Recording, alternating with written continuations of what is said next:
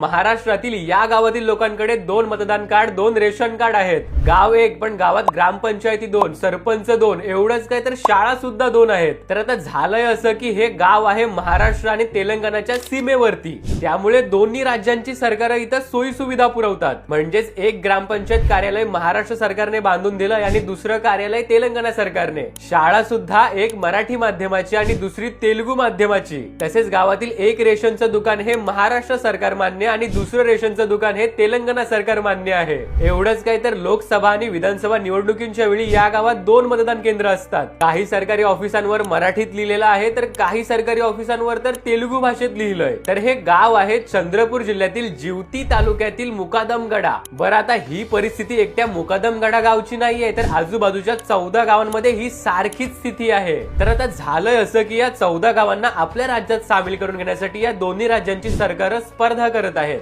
परंतु या गावातील बहुतांश लोक म्हणजे मराठी भाषिक आहेत. त्यामुळे या गावांवर पहिला अधिकार हा महाराष्ट्राचा